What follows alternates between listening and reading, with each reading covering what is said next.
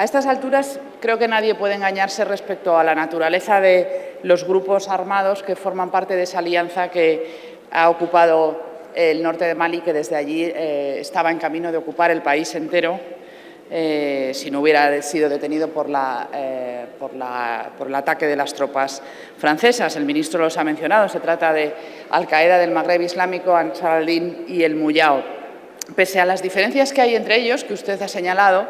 creo que es un hecho que han impuesto de facto un régimen de terror islamista sobre la visión más fanática del Islam, sobre la aplicación más rigorista de la Sharia, y que, por lo tanto, no caben dudas de que hablamos de grupos armados que son enemigos de la democracia, enemigos de la libertad y enemigos de las mujeres, enemigos de mujeres a las que consideran ciudadanas de segunda, cuando no bestias de carga, y a las que les resultaría muy difícil, les resulta muy difícil negociar con ellos, aunque esta idea de la negociación siempre es un mantra que actúa con un poder sedante sobre ciertas mentalidades. Creo que nadie ignora esta realidad y, por lo tanto, mi grupo cree que la pregunta que debemos hacernos ante esta situación es si vamos a permitir el establecimiento de un Estado terrorista, de un emirato salafista de estas características, a 1000 kilómetros de Europa, que sirva además como base para cometer atentados terroristas en todo el mundo, tal como lo fue Afganistán en el pasado.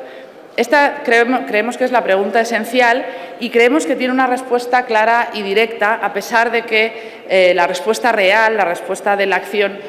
no haya sido tan clara y directa en muchos casos. Y es lo que paso a explicar para, a continuación, manifestar nuestra postura respecto a esta autorización. Aparentemente, la Unión Europea lleva 4 años preocupada por la evolución de los acontecimientos en Mali. Y desde el año 2008, la Unión Europea, sus distintas instituciones, han hecho numerosos análisis, documentos conjuntos, incluso misiones sobre el terreno en Mauritania, en Níger, en Mali. Desde hace ya meses, la Unión Europea debate el envío de una misión de entrenamiento, pero a pesar de haber podido prever y de haber podido anticipar todos los acontecimientos, una vez más los hechos han desbordado a quienes tenían que tomar las decisiones en la Unión Europea. No falta ni un solo comunicado de las instituciones europeas con los consabidos formalismos respecto a que el Consejo expresa su preocupación, reitera su petición de un alto el fuego, condena firmemente. Es una retórica que nosotros no despreciamos, pero que creemos que cuando llega el momento de actuar se tiene que plasmar en decisiones concretas. Pero el problema en la política exterior y de seguridad europea es que ese momento de tomar decisiones muchas veces se retrasa hasta que parece que incluso no llega. Se diría que la Unión Europea ha adoptado la máxima de Bartleby, el escribiente de Herman Melville, que contestaba siempre preferiría no hacerlo cuando tenía que hacer algo.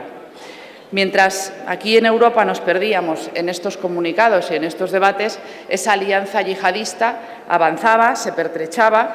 y hasta el punto de llegar a amenazar con la toma de la capital, de Bamako, capital de Mali, y haber convertido la situación en muchísimo más grave de lo que es en este momento.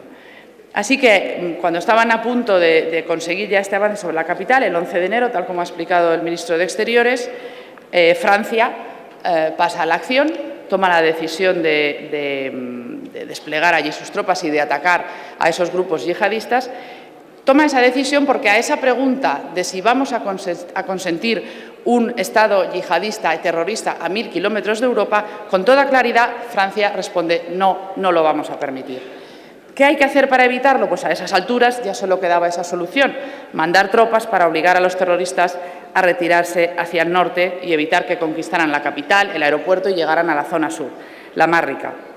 Por lo tanto, creo que hay que agradecer a Francia su claridad de ideas, su decisión, pero lo cierto es que es un agradecimiento que, en boca del Gobierno, como se ha pronunciado, tiene su punto de hipocresía, pues en el fondo muchos países de la Unión Europea, en fin, en realidad la Unión Europea como ente, parece que ha dejado en manos de Francia el trabajo más difícil, con la esperanza de que no solo resuelva el problema, sino que al hacerlo contribuya a disimular la nulidad europea. El Reino Unido, por su parte, aun cuando ha advertido que no se comprometerá en acciones de combate, sí ha reafirmado su compromiso con Francia y ha anunciado que enviará cerca de 250 hombres. Es obvio que el ataque a la planta gasística de In Amenas en Argelia le ha inclinado hacia esta mayor implicación. Incluso Estados Unidos, con la instalación de una base de drones en el cercano Níger, también tiene un alto grado de compromiso en el asunto de Mali, en la crisis del Sahel. En cuanto a España, que es lo que nos interesa, ¿cómo hemos respondido a esa pregunta? Pues para nosotros es lamentable decirlo, pero nos parece que la respuesta hasta el momento ha sido la de decir que vamos a cumplir el expediente. Nos sumamos a la misión, ayudamos un poco, ayudamos lo justo, lo que se nos pide, ni más ni menos, es decir, nos situamos en la indefinición. Y creemos que es algo que no se corresponde con nuestro papel ni con el riesgo que corre nuestro país el aportar un avión Hércules y 50 hombres para la misión de entrenamiento de la Unión Europea. Creemos que España debería haber ido de la mano de Francia y nos da la impresión de que España carece de una estrategia a largo plazo para la zona de África Occidental y para el norte de África, no solo para enfrentarnos al terrorismo yihadista en Mali, no solo para hacer frente a la situación en el Sahel, sino también a todos esos países amigos que tan directamente están afectados por esta crisis: Argelia, Mauritania, Marruecos, el Sáhara. Y miren, las reticencias de la Unión Europea se comprenden, no se justifican desde nuestro punto de vista, pero se comprenden por la nefasta inercia de la política de seguridad común de los últimos años y por la divergencia de los intereses nacionales que con tanta frecuencia paraliza la acción europea. La acción francesa también tiene una lógica perfectamente comprensible, pero la postura que nosotros no terminamos de entender precisamente, señores ministros, es la de España, porque de facto estamos mucho más implicados de lo que se podría deducir por nuestra colaboración. Tal vez querríamos no estarlo, pero lo estamos. Desde un punto de vista geopolítico, nos marca la cercanía geográfica y nuestra estrecha relación con todos los países limítrofes con la zona de guerra. Esa cercanía geográfica precisamente es la que no resiste el análisis de la coherencia. Si fuimos a Afganistán a defendernos del terrorismo global allí, cuando surge un nuevo frente de guerra de este terrorismo global muchísimo más cerca, no se comprende que no participemos al menos en la misma proporción. Tampoco se entiende desde el punto de vista del riesgo que esta situación significa para España. A nadie se le oculta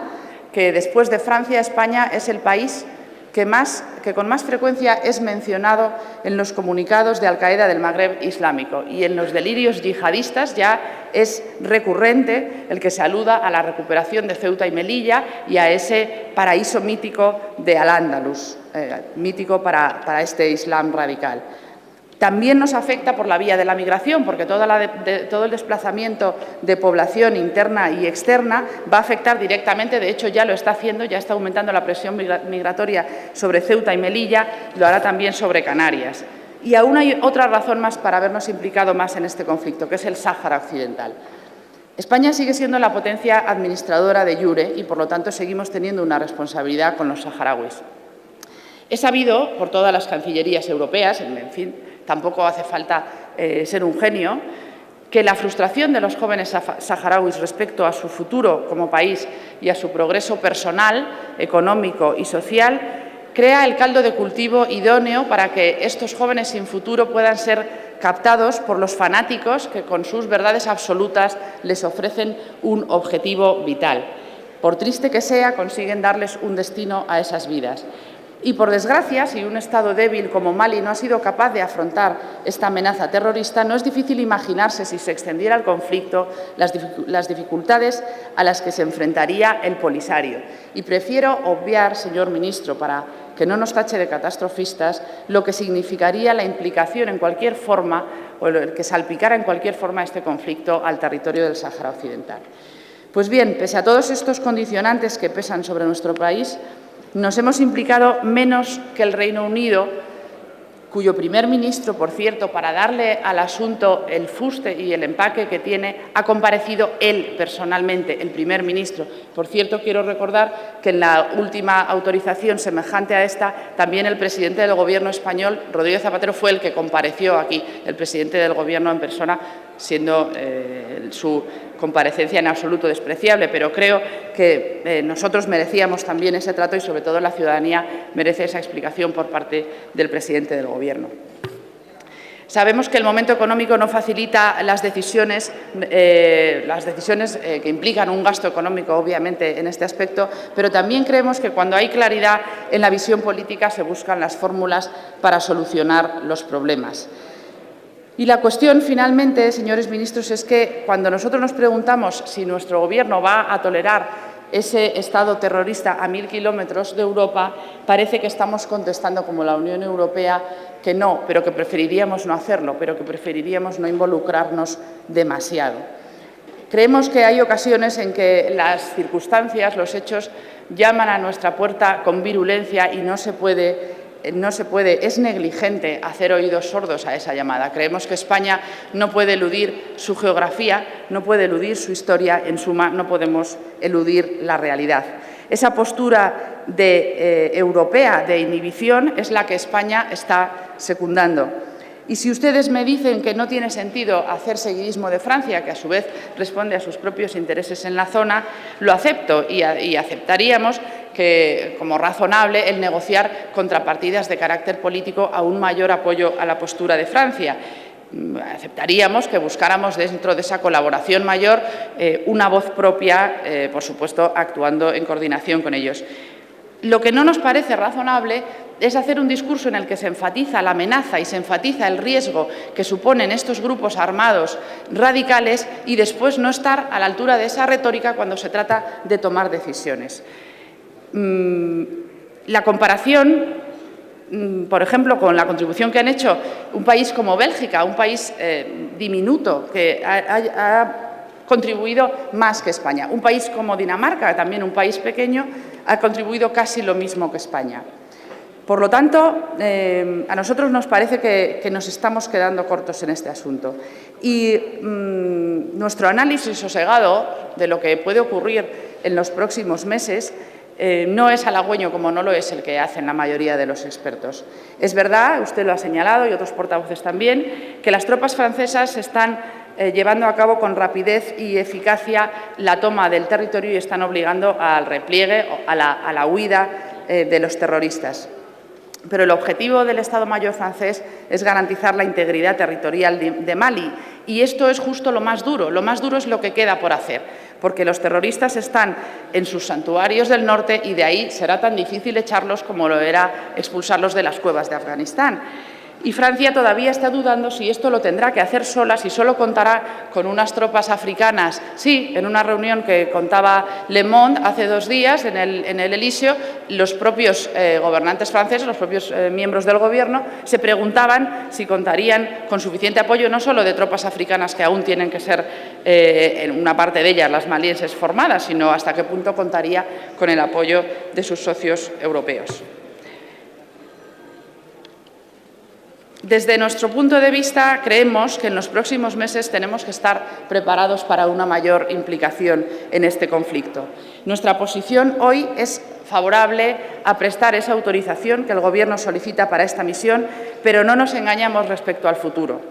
Se nos pide autorización para una misión exclusivamente de adiestramiento que muy probablemente se complique y se modifique. Entonces, en un futuro no muy lejano, habrá que cambiar la naturaleza de esa misión, porque habrá probablemente que llevar hombres para realizar otro tipo de tareas. Por lo tanto, nuestro grupo, el Grupo de Unión, Progreso y Democracia, presta su apoyo a esta misión en la confianza de que ustedes comparecerán de nuevo ante el Pleno de esta Cámara, no ante una comisión, sino ante el Pleno, para pedir una nueva autorización si las circunstancias lo requieren y si se produce ese cambio sustancial. No creemos que el punto número 4 del acuerdo del Consejo de Ministros, en el que habla de que se faculta al ministro de Defensa a realizar, cito, los ajustes operativos necesarios en nuestra participación, no creemos que estas palabras le faculten para cambiar la naturaleza de la misión sin una nueva autorización de esta Cámara. Queremos dejar constancia de esta precisión para el futuro y nos gustaría que quedara también constancia de su compromiso en este sentido.